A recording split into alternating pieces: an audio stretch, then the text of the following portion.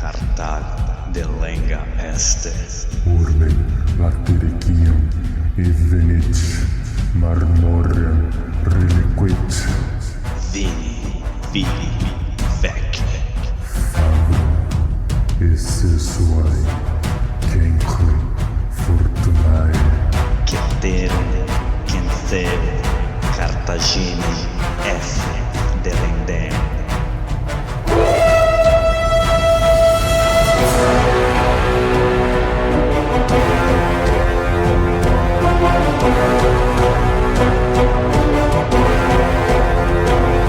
Alô amigos, alô galera, estamos de volta para o 127º episódio do podcast Roma, Nua e Crua.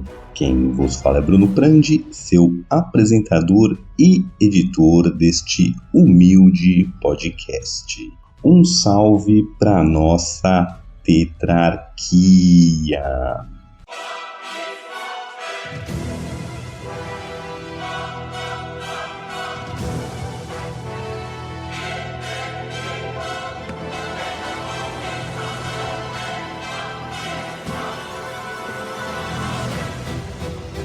Imperator Maximus Nicolas Frandi, nossos Césares Lucas Frandi, César Casolari e Mônica Unis. Recapitulando.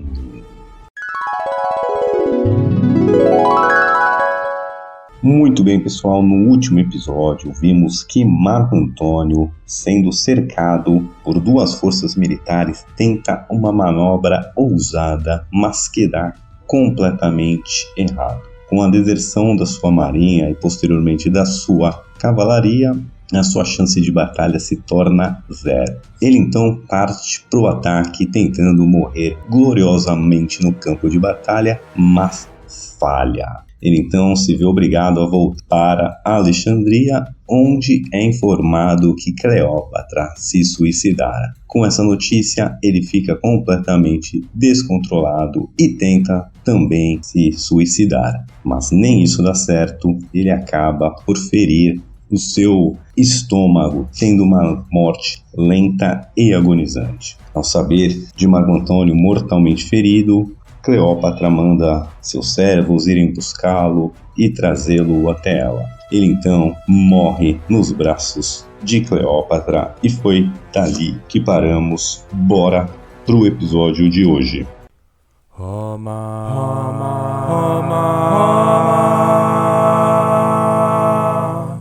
Roma, nua e crua. Muito bem, pessoal, acabamos o episódio passado com Tonhão morrendo nos braços da Cleo e ele pedindo que ela tentasse um acordo com Otávio Otaviano que mantesse ela e os filhos do casal ali, principalmente, vivos. Bom, a Cleópatra é uma figura ímpar na história e merecia um podcast só dela, mas esse aqui não é o podcast dela, então vamos passar um pouco rapidamente, só como ela entrou aqui na nossa história, no nosso podcast, e lembrar um pouco da Cleo aqui no nosso Roma, Nua e Crua. Senta que lá vem a história.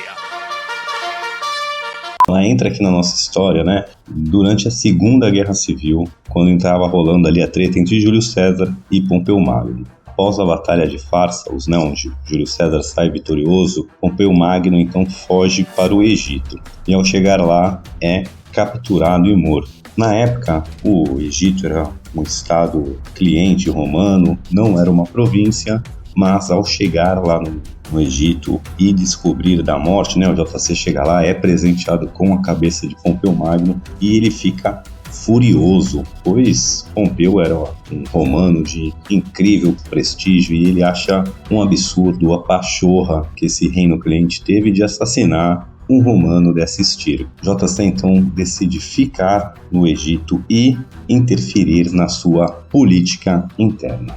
Na época que o JC chegou lá, né, a Cleo era uma co-governante junto com o seu irmão barra marido, ela era casada com seu irmão. Isto é a maior putaria! O Ptolomeu 13, se eu não me engano, e ela estava escanteada da cena política, visto que seu irmão e marido tinham apenas 12, 13 anos na época, e os conselheiros reais ali, as pessoas que realmente, os ministros que tocavam o governo, eles, como posso dizer, faziam a cabeça ali do pequeno Ptolomeu e escanteavam Cleópatra, que à época já era uma adolescente, uma jovem adulta e era uma pessoa incrivelmente brilhante, inteligente, politizada e queria sim exercer o seu poder. Bom, tem a história de como ela consegue chegar até Júlio César, enrolada no tapete, etc. Mas como o Júlio César ficou muito pé da vida com esse pessoal que mandou matar o Pompeu Magno, ele então se alia a Cleópatra, passa o poder para ela com muita treta, etc. Muita treta.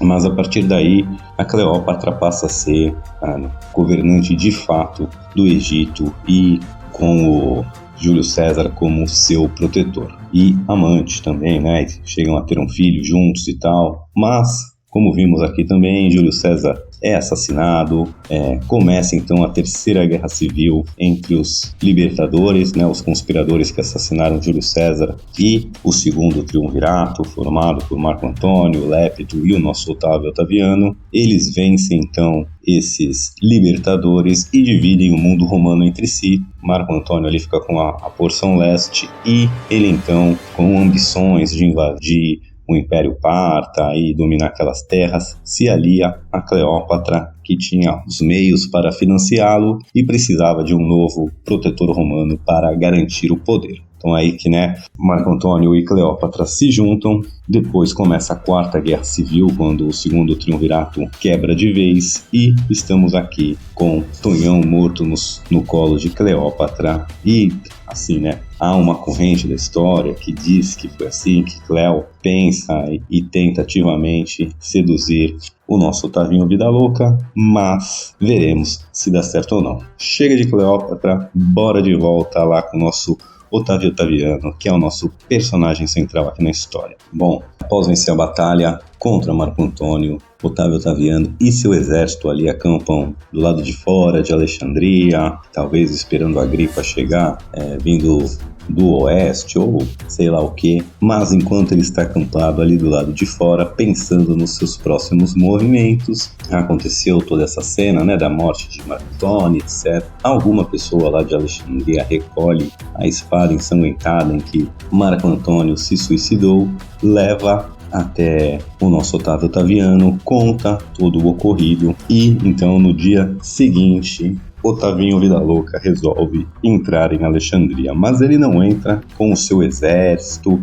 ele pede ali que um filósofo local seja o seu guia a entrar na cidade, lhe mostre os monumentos, vou chamar aqui pontos turísticos, as praças públicas, os palácios, etc. A gente já comentou aqui, quando também o Otávio Otaviano entrou na história, que ele era um amante da filosofia e que ele curtia bem esse rolê filosófico aí que tá rolando, mas o ponto central aqui dele entrar no Egito dessa forma não era apenas para ele curtir e saber um pouco mais sobre o mundo, mas sim a questão era, ele queria sinalizar para os egípcios, principalmente para os cidadãos de Alexandria, que ele não queria saquear a cidade, que ele não iria destruir a cidade e que eles poderiam ficar sossegados quanto a isso.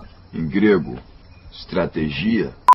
Bom, além de conhecer e debater filosofia, a cidade de Alexandria vai impactar o nosso Otávio profundamente. Meu Deus, mas que cidade linda! Ele fica besbificado com a beleza da cidade, com o esplendor, com a opulência, dos prédios públicos, dos monumentos, dos palácios, quase tudo em mármore, em pedras nobres, coisas assim magníficas. Os romanos naquela época já se consideravam ali o centro do mundo, mas a cidade de Roma, comparada a Alexandria, parecia um favelão, E tem um ditado famoso aí do nosso Otávio Otaviano, já no final da vida, Imperador Augusto, que diz, que ele encontra Roma uma cidade de tijolos e deixa uma cidade de mármore. E muitos apontam que Alexandria foi o que motiva o Otávio Otaviano, o Imperador Augusto, a reconstruir Roma, a transformar ela na capital do mundo, como eles pensavam, né? Mas na capital ali no centro do mundo romano e ter uma cidade que fizesse a altura, né? Bom, mas voltando para a treta em si, porque ele entrou para tomar essa cidade e não para ficar de rolê, apesar de estar curtindo. Enquanto ele está passeando e fazendo ali a sua turistada, ele manda ali alguns dos seus agentes encontrarem a Cleópatra, falarem com a Cleópatra, e a Cleópatra, como a gente já viu, estava lá trancada no seu mausoléu e diz para esses agentes do Otávio Otaviano que ela só vai sair de lá quando eles tiverem um tratado firmado, e o que ela queria especialmente, né, é manter os filhos vivos, se manter viva, e ela queria um tratado onde, com a morte da Cleópatra, né, quando ela viesse a morrer, os seus filhos assumiriam o trono egípcio. Bom, como a gente viu no episódio passado, né, a Cleo não se trancou sozinha ali no mausoléu, ela tinha levado ali, estava com 2 das suas servas, mucamas, sei lá como é que é o nome ideal. Ai, que burro, dá 0 pra ele. Ela também tinha juntado todo o tesouro egípcio que ela conseguiu, trazido ali para dentro do mausoléu, estava trancado ali com ela, seria equivalente hoje a dezenas de bilhões de dólares ali. E ela fala também que caso, né, eles não firmem um acordo, que ela vai se matar, vai tocar fogo no mausoléu e vai destruir toda aquela riqueza. Vale ressaltar que essa riqueza seria importantíssima para o Otávio Otaviano consolidar o seu poder, porque ele já pacificou uma revolta lá em Roma de soldados que ficaram sem pagamento, ele está com mais 2 exércitos aí, e ele precisa dessa grana para acertar as contas, né? Então foi uma tática quase bem pensada, vou dizer assim, da Cleópatra. Bom, essa negociação dura, ela tá ali dentro do mausoléu, né? Como eu também falei no episódio passado, ela tinha acionado um mecanismo ali que travava a porta, então não tinha como as pessoas entrarem, ela estava negociando ali através daquela porta com o pessoal, e fica aí nesse bate-papo, vai de um lado essa negociação e termina sem nada resolvido. No dia seguinte, essa negociação ter começado, os agentes do Otávio Otaviano voltam lá para continuar a negociação, voltam a discutir termos e etc. Porém, né, como vimos também no episódio passado, havia uma sacadinha ali no segundo andar do mausoléu da Cleo, e os romanos notam isso. Um deles pega uma escada e basicamente sobe ali, né? Estava desguarnecido lá dentro, não tinha soldado, apenas a Cleópatra com suas 2 servas ali no mausoléu. Elas estavam no andar de baixo negociando através da porta com os negociadores romanos. Um cara aproveita, sobe lá e, né, desce do segundo pro primeiro andar, pegando a Cleo completamente de surpresa. Eu tô passada, chocada. Ela então fica revoltada contra si mesma, se xinga ao ver que foi capturada viva e tenta então se suicidar. Ela pega uma adaga, tenta dali, né, se cortar, se matar, se perfurar, consegue, mas não um ferimento mortal ali. O soldado romano então a segura, consegue desarmá-la sem ter ela se ferido mortalmente, apenas, né, um corte superficial. Agora, a Cleópatra passa de governante do Egito para prisioneira de Otávio Otaviano, sem nenhum poder de barganha. Ela, então, com esse status de prisioneira e ferida, ela adoece, provavelmente porque a ferida que ela se fez infecciona, ou só pelo estresse de toda a situação. E cerca aí de 1 semana depois do começo dessas negociações aí, o Otávio Otaviano e a Cleópatra se encontram frente a frente. Depois, nesse encontro, existem 2 diferentes versões, tá? Eu vou seguir aqui com a do historiador romano Plutarco, acho que é a mais plausível, mas existe uma versão que ela, né, tenta seduzir o Otávio Otaviano. Plutarco conta uma história diferente, diz que quando eles se encontram, a Cleópatra está mal, visivelmente muito abalada. Estou morrendo por dentro. Talvez a doença, vestida em trapos, sem nenhum daquele esplendor que a gente, quando pensa em Cleópatra, vem na mente, né? Realmente ali um trapo de gente. E ela, ao ver Otávio Otaviano, se joga aos pés dele e implora pela vida dos seus filhos.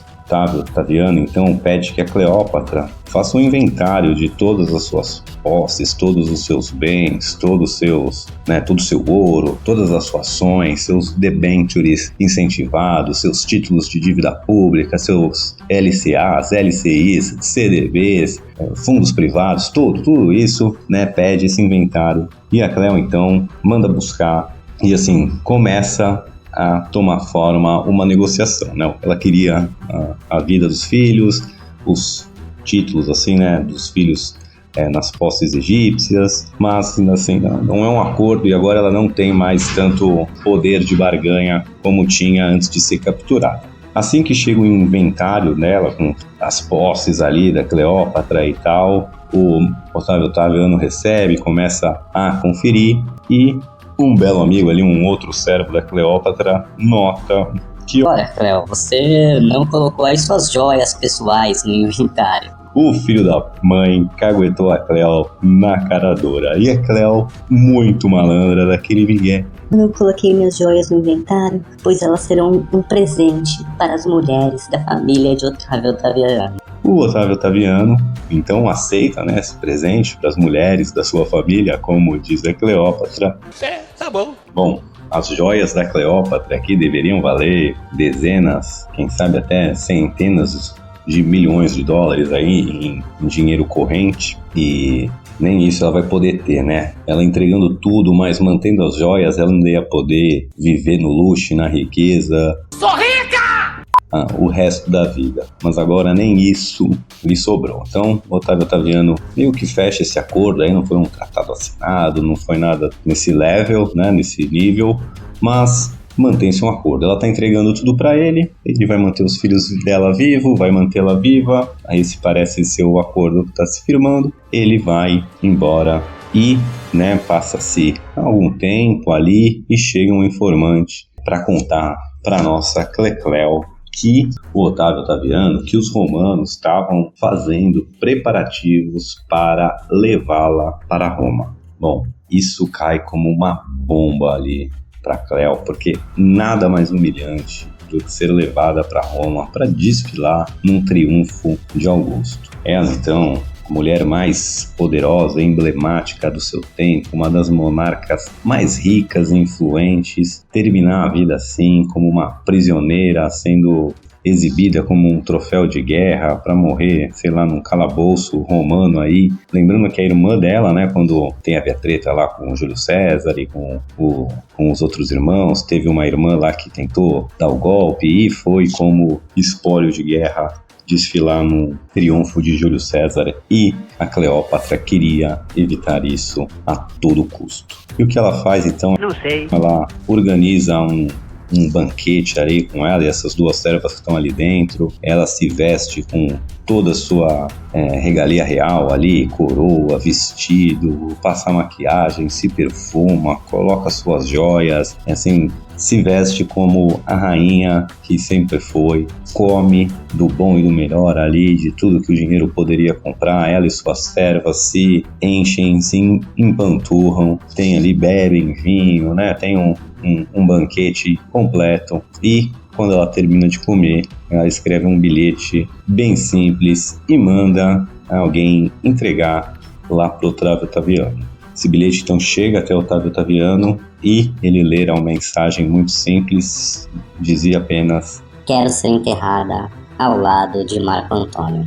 Quando ele, né, lê esse bilhete, aí ele percebe, né, a implicação do que está escrito ali. O Otávio Otaviano então corre desesperado em direção ao mausoléu e encontra lá Cleópatra deitada com a sua, né, indumentária real ali toda vestida. Uma das suas servas está ali morta ao seu lado e a outra estava fazendo os ajustes finais ali no corpo da Cleo, arrumando o cabelo, terminando de pentear, né, ajustando ali o corpo para o funeral. A Cleo tinha conseguido, né, como eu falei, esse acordo com o Otávio Otaviano de preservar os filhos dela, tentou, segundo algumas fontes ali, seduzir, viu que não deu certo, viu que o seu destino seria virar um troféu de guerra do Otávio Otaviano e preferiu terminar a sua vida nos seus termos, né, com dignidade e morre como uma rainha após um banquete. Bom, ninguém sabe exatamente até hoje como ela se matou e existem duas teorias mais aceitas, né? A mais famosa delas, que já foi retratada em filmes hollywoodianos e é que está mais aqui no nosso imaginário popular, é que ela consegue, né, trazer para dentro do mausoléu uma serpente, uma naja egípcia dentro de uma cesta de figos e, né, ela fica então mexendo ali na naja, atiçando a naja. Ela fez a cobra subir, a cobra subir, a cobra subir. Até essa naja picá-la e ela então morrer devido ao veneno. Essa história, apesar de ser a mais famosa, é muito pouco provável. E eu de novo aqui vou voltar para o nosso historiador romano, o Plutarco, que parece ter a história mais convincente, né? Ele disse que antes da sua morte ela já tinha ficado, como posso dizer assim, obcecada por achar uma maneira de morrer indolor e pesquisar venenos mil, né? Os egípcios conheciam muitos venenos e bem provável que ela tinha pesquisado, né, sobre esses venenos, segundo o Plutarco, ela sim pesquisou. Se fosse lá no histórico do Google dela, era só como se matar, venenos com morte rápida, venenos com morte indolor, e o que se imagina é que ela se envenenou de alguma forma, né? Diz a lenda e reza a lenda que ela tinha como se fosse um grampo de cabelo ali, algum apetrecho capilar ali que era oco e que dentro era cheio de veneno, né? Essa história até da cobra ficou muito famoso, parece que até o próprio Otávio Otaviano promove isso, e como ele não foi, né, não conseguiu capturar a Cleópatra, ele no seu triunfo que ainda vai fazer, ele leva uma grande pintura da Cleópatra morta, e nessa pintura tinha uma cobra lá, o que meio que dá a entender que a cobra matou, mas lembrando que a naja também era o símbolo do Egito, até quem lembra ali no faraó, que teve aquele capacete ali, aquilo para justamente imitar a cobra naja, né, que é a cobra naja real, que é do Egito ali. Então, às vezes ela estava lá não porque uma cobra morreu, mas só porque era um símbolo da realeza egípcia, sei lá. Faz pouco sentido ela se matar com uma cobra, porque era uma morte um pouco imprevisível, porque você não sabe o quanto de veneno a cobra te injeta, é uma morte dolorida, não é instantânea, enquanto muitos venenos poderiam matá-la de forma indolor, de forma muito mais rápida, e, né, segundo aqui Plutarco, ela morreu toda esplendorosa, toda, né, depois de um banquete, toda bem arrumada, cheirosa, perfumada. Não combina muito com uma serpente e você agonizando com o seu tecido, né, desintegrando, não parece bem o caso. Bom, de qualquer forma, essas são as histórias ali de como ela morreu. Eu tô aqui junto com o Plutarco achando que ela se envenenou, então esta é a versão oficial aqui do nosso podcast. E a morte da nossa querida e saudosa Cleópatra ocorre no dia 10 de agosto do ano 30 a.C. Ela morre aos 39 anos de idade e entra aqui, né, na nossa história, nosso panteão de grandes personalidades. E o que acontece pós a morte de Cleópatra? Bom, pessoal, isso fica pro próximo episódio, porque por hoje é só. Fique com a gente e até!